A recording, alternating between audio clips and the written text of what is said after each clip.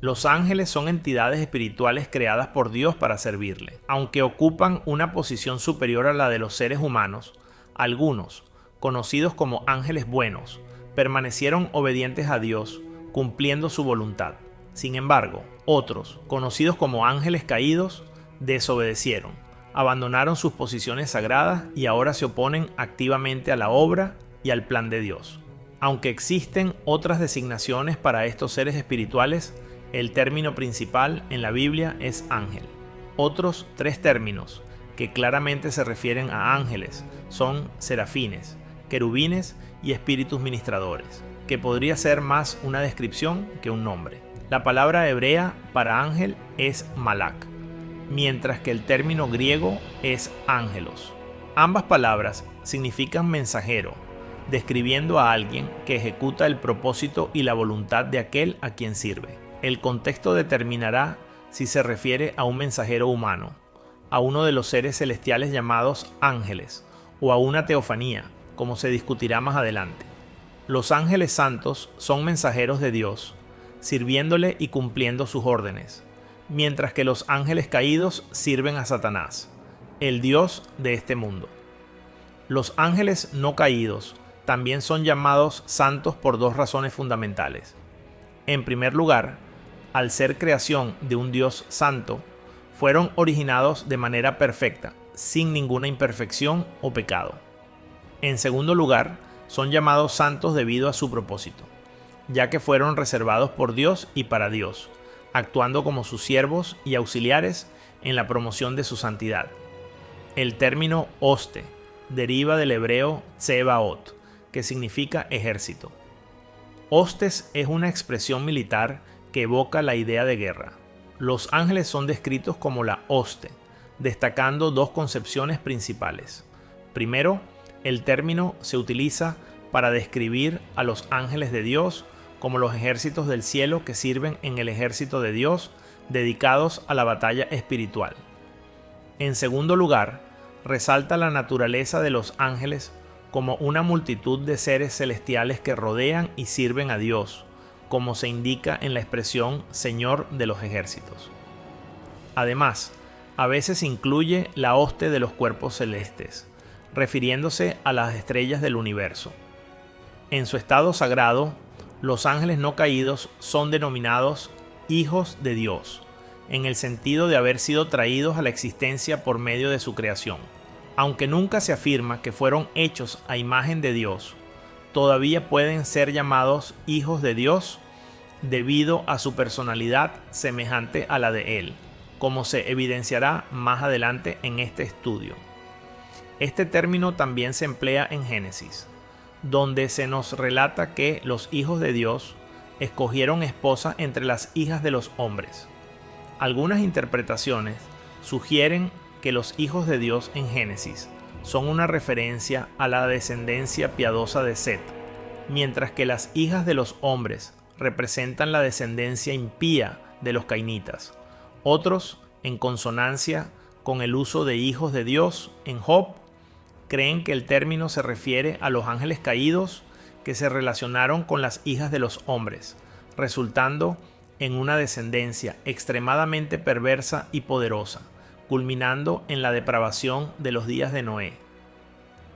Aquellos que defienden esta última perspectiva encuentran apoyo adicional en la carta de Pedro y Judas, que dice: porque Dios no perdonó a los ángeles que pecaron, y los lanzó al infierno, encadenándolos en abismos tenebrosos, para ser reservados para el juicio.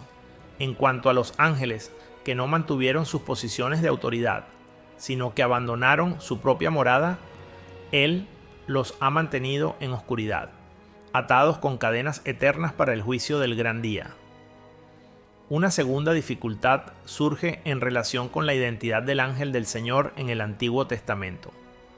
Un análisis cuidadoso de las diversas pasajes que utilizan este término sugiere que no se trata de un ángel común, sino de una teofanía o más específicamente de una cristofanía, una manifestación directa de Yahvé.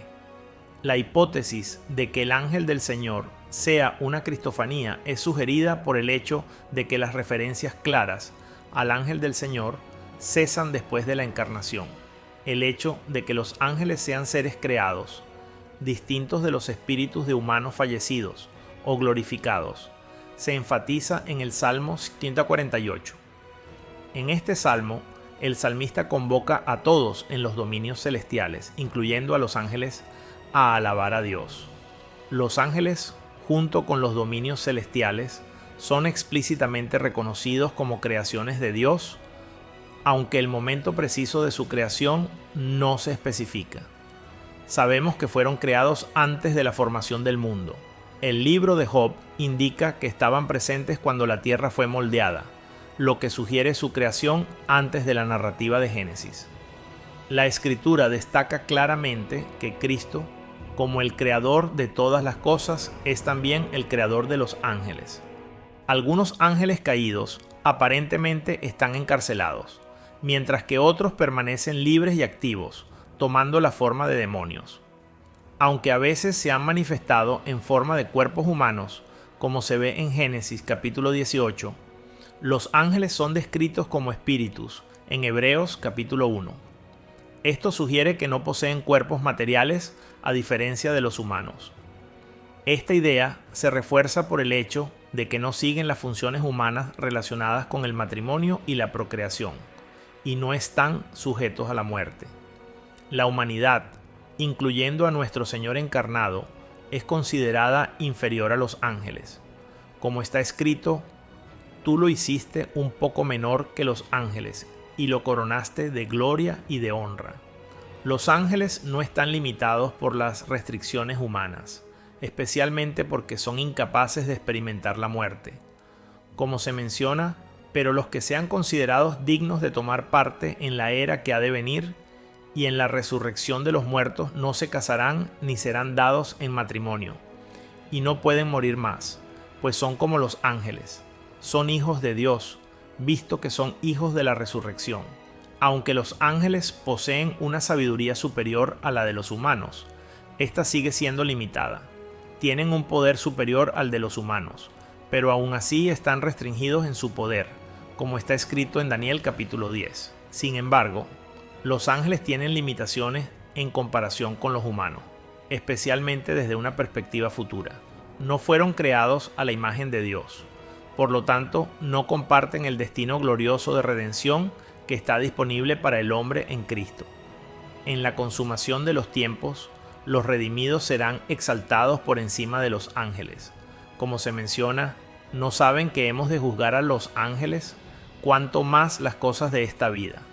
Aunque son seres espirituales muy poderosos, los ángeles no son omnipotentes, omniscientes ni omnipresentes. No pueden estar en todos lados al mismo tiempo. Por ser seres espirituales, normalmente permanecen invisibles a menos que Dios conceda la capacidad de verlos, o permita su manifestación en situaciones como la de Balaam, donde el ángel en su camino solo se hizo visible cuando el Señor abrió sus ojos. De la misma manera, el siervo de Eliseo no pudo ver el ejército de ángeles a su alrededor hasta que Eliseo oró para que sus ojos fueran abiertos, como se registra en las Escrituras. Cuando son vistos, los ángeles frecuentemente son confundidos con hombres, pues se manifiestan con apariencia masculina. En algunas ocasiones aparecen de una manera que refleja la gloria de Dios o con vestiduras resplandecientes. En todas sus manifestaciones, los ángeles parecen asumir formas humanas reales. Nunca se presentan como fantasmas o animales alados. Ocasionalmente, son descritos de maneras diferentes o con manifestaciones singulares. Sin embargo, estas representaciones aparentemente ocurren solo mediante visiones o revelaciones especiales de Dios. Además, parece que siempre aparecen en la forma de jóvenes o adultos, nunca como ancianos, quizás porque no envejecen ni experimentan la muerte. A pesar de ser seres creados, los ángeles no son divinos, y está expresamente prohibida su adoración. Así como toda la creación, los ángeles están bajo la autoridad de Dios y sujetos a su juicio. Después de una revelación concedida a Juan, el apóstol se postró en adoración en 2 ocasiones, pero los ángeles rápidamente lo corrigieron, afirmando que eran solo siervos, tal como todos deberían ser. La orientación dada a Juan fue para adorar a Dios. La adoración a los ángeles o a cualquier objeto desvía la atención de la adoración a Dios, confiriendo poderes divinos al objeto de adoración. Aunque los ángeles son poderosos e impresionantes en muchos aspectos, al igual que nosotros, son simples criaturas y siervos del Dios viviente. Suscríbete al canal para recibir más contenido, comenta abajo y no olvides dejar un me gusta para apoyarnos. Que Dios esté contigo.